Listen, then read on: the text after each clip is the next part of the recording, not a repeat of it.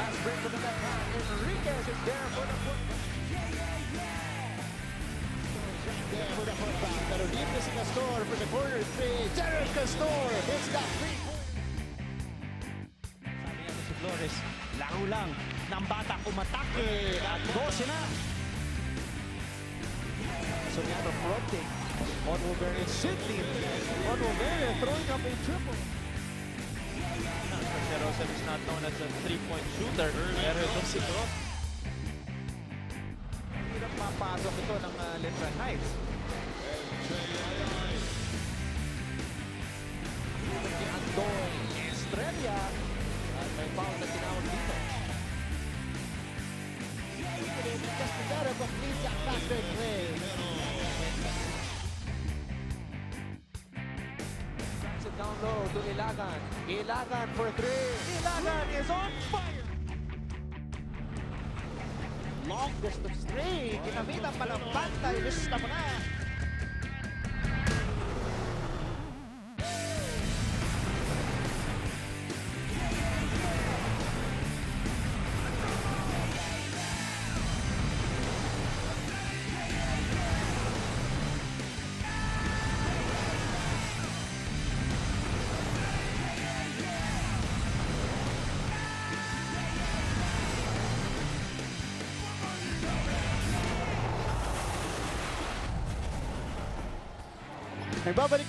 Nagbabalik tayo sa loob ng PhilOil Flying V Center dito sa lungsod ng San Juan para sa isa na namang pag-aandog ng live and exclusive coverage of your NCAA Season 93. And after postponing the games last September 12, we resume action with a doubleheader at sisimulan natin yan with two historic institutions in the league.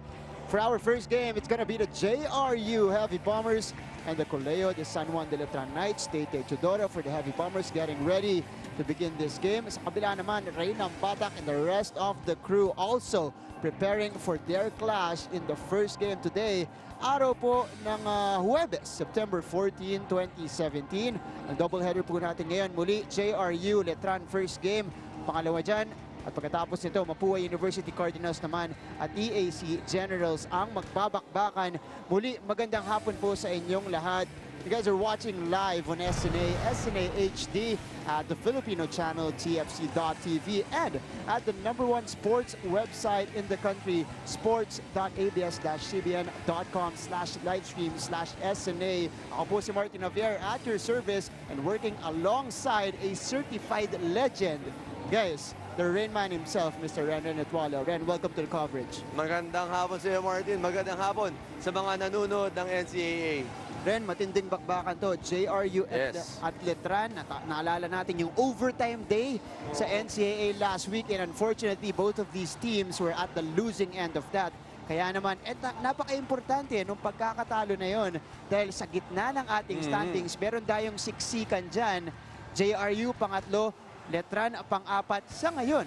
Sa ngayon, actually. Yes. Kasi, sa tulad na sinabi mo, siksikan niya, JRU Heavy Bombers, solo third sila, which is 6-4, at ang Letran Knights, it's tied with the Stags, with 5-5 na kartada. Talo nga sila, itong both teams, itong JRU at Letran, sa mga kalaban nila last September 7. Masakit pa dito, yung isa double overtime, at yung isa overtime din. So JRU fell to the hands of Arellano Chiefs, 115-109 on an double overtime. So, ang Letran din, talo rin sa perpetual. Sa overtime din, 88-82. Parehas yan nangyari noong September 7.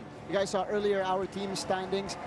Only 2 games separating the teams from the number 3 spot to the number 8. Ganyan po, ka-tight ang ating team standings ngayon. Pero balikan muna natin, Coach Ren, ang kanilang unang paghaharap dito sa season. Noong first round, that was very early in the season, July 21st, 2017. And in their first meeting, it was the JRU Heavy Bombers emerging victorious to the score of 65-62. And they were leading by 11 points with 3 minutes left. But as always, Letran, merong pahuling run yan sa dulo. Pero ultimately, kinapos yung mga bata ni Coach Jeff Napa at napunta ang panalo sa JRU. Masyadong malaki yung hinabol nila doon. They were down by 13 points. So, kinapos sila sa dulo. Itong Letran Knights. Both teams shot poorly from the outside, but the Bombers were better inside, shooting 52% compared to 47% ng Letran Knights. Also, the Heavy Bombers moved that basketball very well with 14 assists compared to 8 assists lang ng Letran Knights. At ang leading scorers para sa parehong koponan doon, Jed Mendoza with 17.7 rebounds and 4 assists. Sa kabila naman, Bong Quinto with 16 points, 6 rebounds, and 1 assist for the Colegio de San Juan de Letran Knights, and handing out the second loss of the season nung point na yon. Pero puntahan muna natin, dahil nabanggit ko kanina, very historic institution. Una natin kupunan at JRU Heavy Bombers, who tomorrow they will be starting the countdown para sa kanilang centennial year in 2019. Huli nilang laro, heartbreaking loss against the Arellano University Chiefs. Kung babalikan natin yung classic game na yon, pinasakit na nila ni Zach Nichols yung mga puso nitong mga taga-JRU. Pero for the first time this season, umabot sa 30 points yung kanilang leading scorer at ang kanilang bona fide leader na si Tay Chodoro. Ano si Tay Chodoro is a legit scorer. He scored 7 points in the first half and he scored big time in the second half, scoring 23 big points para makahabol sa kalaban nila that game. Pero kinapos niya sila against the against the Arellano University Chiefs. Yes. So parang yung pagkatalo nila, maganda naman yung nilaro ni Tay. Sana mag-carry over against the Letran Knights. Pero tignan natin yun. Yung sagot naman nila Ray ng bata kanila Calvo. Of course, ang bata ng San Juan will also be looking to be more efficient in this game dahil he only shot 9 out of 27 from the field against the Arellano University Chiefs. Samantala, pag-usapan naman natin yung kabilang kupunan. Nakakagaling lang din sa overtime game. Ito isang overtime lang pero masakit rin. That was a very close contest as well. Naghahabol din ang Letran doon. Although they did not do as bad in the offensive end because they had 3 players in double figures led by their point guard, one of the smallest men on the floor in that game, si JP Calvo. Actually, ang ganda ng laro niya dito. 9 out of 16 with 21 points, 7 rebounds for a guard. Ang taas niya, 2 assists and 2 steals. He's a team high and also a season high with 21 points. Tulad ng sinabi ko nina. And from beyond the arc, he tried 4 times and he converted 2 triples. And to see JP Calvo. Also a very efficient line for him. 9 out of 16 from the field. JP Calvo is actually the 3rd leading scorer for Letran this season. 11.4 points per game. So titignan natin kung maduduplicate nila yan against the defense of the JRU Heavy Bombers. Pero kilalanin na natin ang kukumpleto sa ating broadcast team today. Bago tayo magpatuloy, nandyan ang diwata ng NCAA, si Roxanne Monte Alegre. Hi, Rox! Hello, Martin, and hello to you, Ren, at sa mga kapamilya natin na sumusubaybay talaga sa atin dito sa NCAA sa buong mundo at sa buong Pilipinas. Lalo na ang lola ko na hindi pa nakamiss ng game all the way from Marinduque. Hello sa inyo at mga kapamilya, this is already the 2nd round of the season. Kaya naman, this is the time na kailangan talaga ipadama nyo ang suporta nyo sa inyong mga school. Kaya ang question of the day namin para sa inyo, ano ang magandang cheer para sa team nyo? Kung gusto nyo sagutin yan, just use the hashtag NCAA Season 93, hashtag NCAA Strong. At syempre, pumunta rin kayo sa #1 sports website para mapanood nyo ang game kahit saan man kayo pumunta sa sports.abs-cbn.com/livestream/NCAA. Martin, Renren. Ako, Rox, pati kami dito nakaabang ng mga creative cheers mula syempre sa mga estudyante dito sa NCAA schools. At sisimulan natin yan sa JRU at Letran. Ang mangyayari sa pagbabalik natin, live coverage again of the NCAA Season 93. Huwag kayong aalis. Dito lamang sa SNA.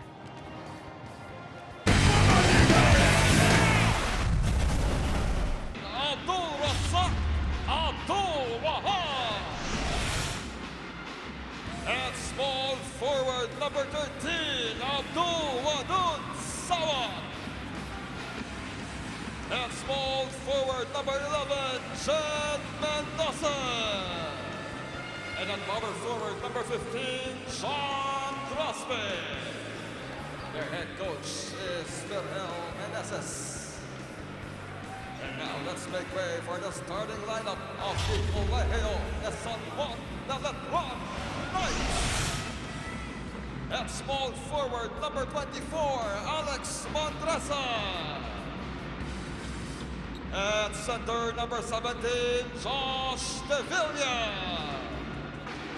At power forward, number 15, Christian Malagasay. And point guard, number 8, J.P. Calvo. And at shooting guard, number 6, Ray Mambatag. Their head coach is Jeff Napa. Officials for the ball game of Nestor Zambrano. Balik tayo sa loob ng Phil Oil Flying V Center at kilalanin natin ang starting lineups para sa parehong kupunan. For JRU, this is pretty much the usual starting lineup para dito kay Coach Berhel Meneses. All Bordon starting at guard, Dosawat nandyan din. Pero dito, kay Coach Jeff Napa, mapapansin natin si Joshua Devilla at si Alex Mandreza starting in today's game against JRU, Coach Ren. Actually, Mandresa earned his minutes itong starting role nila dito with Coach Jeff Napa. Kasi natatandaan mo, at the end of the first round, ginamit niya yan sparingly, pero he was very effective. Lalo na pag yung mga crucial moments na yung ginamit ni Coach Jeff Napa. Itong si Mandresa, pinakita niya talaga na matapang siya at he's a fighter inside. Well, all throughout the season, papalit-palit ang sentro na ginagamit ni Coach Jeff Napa ever since J.O. Ambohot went down with an injury, and this time around, he is going with Joshua Devilla. Yan din, hindi masyadong nagagamit ng first round. Ito si Devilla. Kasi ang Bohot talagang majority of the minutes kinakaya niya ang Bohot. But when he went down, talagang Coach Jeff Napa searching for that big man. Siguro ito na yung sagot nila. Devilla shooting that medium range jumper. Right on cue rin, pinag-uusapan natin dyan. He opens the scoring for the Letran Knights. Tabla tayo, 2-all to begin this game. Crospe, nasa poste against Balagasay. Crospe makes his move. Wala yung tira niya. He gets the ball back. JP Calvo with the steal.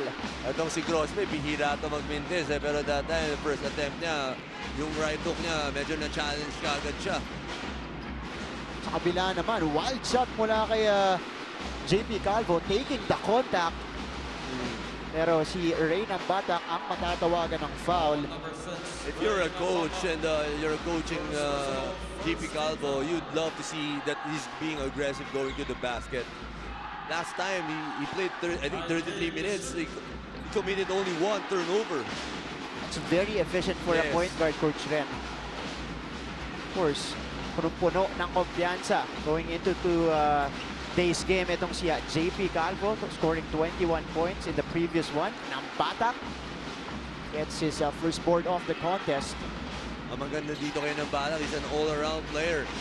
He's averaging what? 17 points per ball game and 9 rebounds. Almost a double-double. For a guard, sobrang taas niya. 9 rebounds per ball. Ang taas ng tinutulong mo or kinukontribute mo for your team. Reynan Batak is actually the number 8 rebounder natin dito sa liga. And JRU scoring their second basket of the game. 4-2 is our score. Reynan Batak now penetrating, eluding two defenders to get that layup in. You can't defend him one-on-one, Reynan Batak. Mahihirapan ka talaga pag hindi mo siya tinulungan. I mean, your teammate, like the initial defender, because he's gonna break down that defense of JRU. Puntahan muna natin si Roxanne Montealegre. Rox?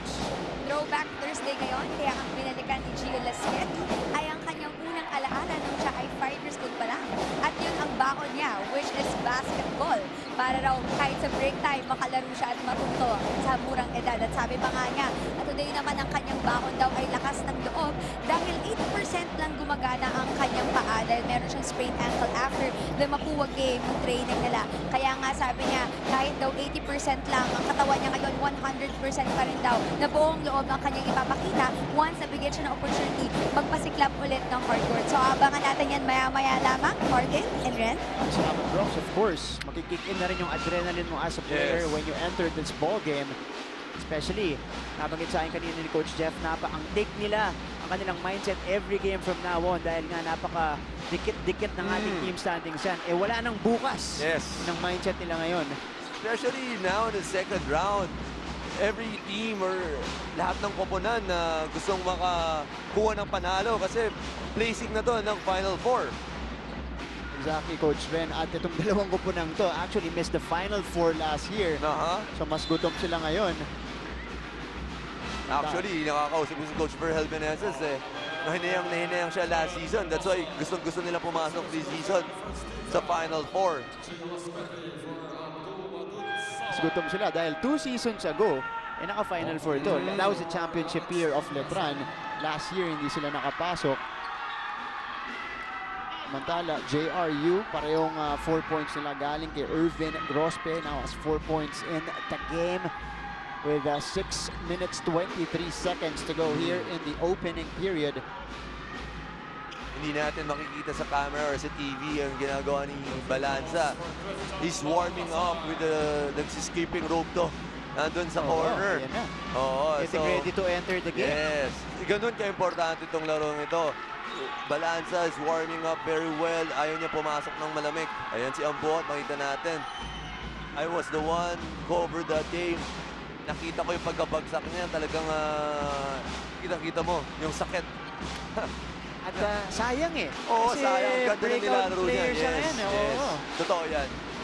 Na-miss nila kay J.O. Ambot, 9 points, 8.6 rebounds, and Almost a double-double. almost a double-double, and 2 blocks per game. Oh, ayan na. Nakita natin, nagsiskipping rope kanina. Si Balanza. Now he's in the score stable. Oh. Getting ready to enter the ball game. Ngayon naman si Taladua nag-warm up. So mabilis na substitution mula kay Coach Jeff Napa as we see another penetration coming from the Stingray. 4 points for him to begin this game. Like I said earlier, you can't defend him one-on-one. Someone has to help the initial defender. Here's Bordon, double team, goes to Grospe. Has daylight off the glass, his favorite shot. Oo, so far, nagsistruggle si Grospe kasi I rarely see him miss 2 straight shots. Here's Nambata, nice fake. And gets the contact there. Foul is called on Irvin Grospe. He's so crafty ito si Ray Nambata. If there's no hole, gagawa ng butas ito si Ray Nambata para pasukin. 6-4 is our score. We'll be right back.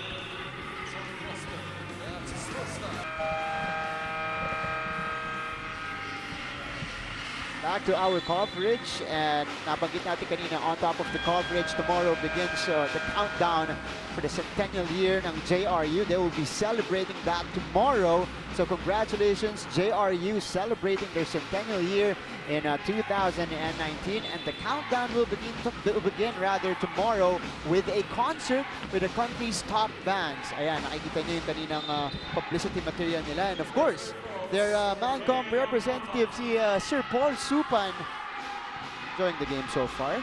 Dahil kakasimula pa lang. Di ba siya masyado nasi-stress? Going back in the game, couple of substitutions here. Jeric Balanza, Bong Quito, and Lance Bacaro, I believe, entering the ball game. So 3 players out, 3 players in for Coach Jeff Napa. 2 for 2 sa free throw line. Ito si number 3, leading scorer ng buong NCAA, si Ray Nambata, who's averaging 17.1 per ball game. Ang number 1, siyempre, si TJ Perez and Salado, number 2. As we see that Milo Nutriap galing move up the quarter from the Stingray. Really, mananawa tayo ng mga galing move na yan. Later, dito para kay Nambata. Ito pa, si Balanza, ang galing pa penetrate din nito. Nambata, hinahanap si Quito sa loob. Nambata, double team, eludes 2 defenders, pulls up from 3, no good.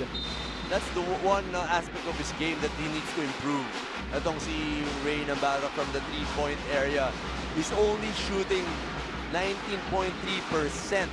It's 11 out of 57. Now it's 11 out of 58 from that area. And you know a thing or two about shooting three-pointers, Coach Ren. And the importance of it. Oh, yes, exactly. Here's Jed Mendoza with a spin. Kicks it back out, De La Virgen. Extra pass to Lasqueti. Baseline J, wala. That's okay. It was a good shot. De La Virgen making that extra pass to Lasqueti. Miss nga lang, pero okay dun si Coach Verhel. Here's Calvo. Oh, errant pass, but they get the ball back. Quinto with 9 seconds to shoot. Binigay kay Balanza from the baseline. Too strong. Oh! And Batak retrieves the ball, pero may foul tayo dito against Lance Vaccaro. Foul on the rebound. First foul on Vaccaro. There's Taladua coming into the ball game. Kanina, nakita natin nag-warm up. Parehas sila ni Balanza. Yung pala, talagang papasok sila. Ito na si Tate Teodoro, who scored 30 points in their last game. Pero it was a losing effort in their part. Pero, syempre, against Arellano, mabigat talagang kalaban din Arellano. Breaks of the game lang talaga. Siyempre, kung hindi naman dahil dun sa miracle shot ni Zachary Nichols, malaki ang chance dun ng JRU. Yes. Tommy Hedaria also in the game. Nagdadala ng bola. Pinigay kay Balanza. Balanza with De La Virgen on him. Using the Quinto screen. Balanza to Taladua to Quinto. Double team. Cross-court pass. Balanza pulls up from 3 with 2 seconds on their shot clock. Wala rin yung tip-in doon ni Bong Quinto.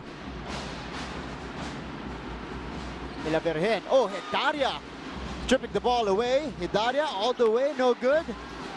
Quinto with a left hand. Wala pa rin. Nagmamadali ng mga Letran Knights. They should have up to set their place. Kasi nakita mo na kaagad si Abdul Wahab na andun na to protect that basket. 4 straight misses for Letran in that possession. And on the other side, it's Abdul Razak, Abdul Wahab from the painted area. So 6-8 is our score. Magbabalik ang NCAA season 93.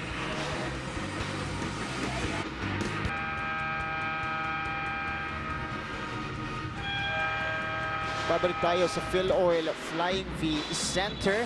As we see on your screens, one of the surprise guys for Coach Verhel Meneses this season, si Abdul Sawat. And a great game, almost a double-double against Arellano. Actually, parang parehas ito ni Grospe. He can play number 3 and number 4 spot. Ganda yung efficiency, stat line niya doon, 9 points, 12 rebound. Itong si Sawat. Sawat, of course, he's had glimpses and flashes of brilliance for JRU this season. Of course, pag nawala na si Grospe, meron na kapalit kagad. Ito na si Sawat. Coach Verhel realized that, and that's why big minutes ang binibigay niya dito kay Sawat. Na hindi naman yan sinasayang. Binibigyan niya ng magandang results or contribution, Coach Verhel. Ito, si Jeric Balanza scored his first 2 points off the game with that mid-range jumper. Lasqueti tapping it to De La Virgen. And the foul on Tommy Hedaria. Actually, ito si Balanza, ang ganda ng balance na ito sa game niya. He can shoot from the outside. He has that mid-range. He can shoot from the 3-point area. And also, he's very crafty going to the basket. Idol nga nito ni Jeric Balanza, Kevin Durant. Oh. Medyo ginagaya na rin yung mga galawan nun eh. Nice. Oh. Interception from Letran. Bong Quinto. Binigay kay Taladua. He goes baseline and a traveling violation will be called on Jeremiah Taladua.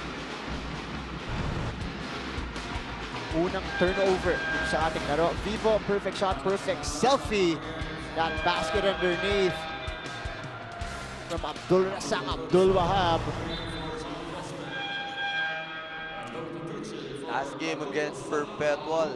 Medyo masama ang pinakita ni Balanza, and he's 1 out of 11 from the field. So for sure, And tonight's game or this afternoon's game, gigil na gigil yan para makabawi. Yun nga, pasok kagad yung unang tira niya. And an offensive foul.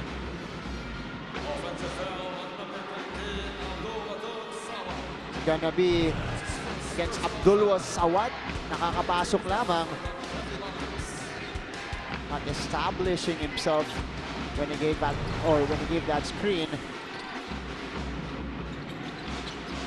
Andreza is swinging around. Balanza against Sawat. Quinto rather. Binigay kay Balanza sa labas. Masyado malakas. Tay. All the way. Tay Teodoro. He went in 3 minutes this quarter. After 2 minutes, nakakontribute ka agad ng 2 points. Ito si Tay Teodoro. His first 2 points off the contest and another strip from JRU. Teodoro ulit sa kabila and 4 straight points mula sa bala ng San Juan. What a spark coming off the bench. One of their leading scorers, Tay Teodoro, has 4 points now. Oh, Letran missing a lot of baskets inside. Medyo minamadali nila yung mga tira nila itong ibang Letran Knights. Here's Sawat. Layup is good. And the taste off the lead for the Heavy Bombers, 12-10. Yung hulma niya parang gross ka talaga eh, no? Inside out. Itong si Abdul Sawat. Meron silang second gross pick off the bench para dito sa JRU. And he's also very efficient. This natin 5-1. Of course, JRU, one of the leading assist teams in the league right now. Field goals natin, napakalayo din. 43% for JRU and 23% lamang para dito sa Letran Knights. But despite that, dalawa lang ang lamang dito ng JRU. At ito ang unang beses nilang makakalamang dito sa pangalawang beses pala dito sa ating laro. After that fast start earlier, Quinto stolen away again by JRU. De La Virgen losing the ball on the other end. 7 seconds natitira sa ating opening period. Quinto scoring the easy basket. Sayang para sa JRU. De La Virgen, we should have held that basketball. Hindi na dapat yung tinira kasi it was the last shot time when he got that basketball. 11 seconds na natitira pa sa shot clock nila. Hindi dapat siya nagmadali. Hindi tuloy dapat nakashoot ng Letran. Great way to end the first period as we see Ray Nambatak right there is the leading scorer for Letran after the first 6 points, 2 out of 4 from the field, 3 boards and 2 assists. Sa kabila naman, Irvin Grospe and Tay Teodoro with 4 points apiece. Ayan yung pangalawang fast break play kanina ni Tay Teodoro, scoring back-to-back baskets. After the first period, we are tied at 12. Magbabalik po ang NCAA Season 93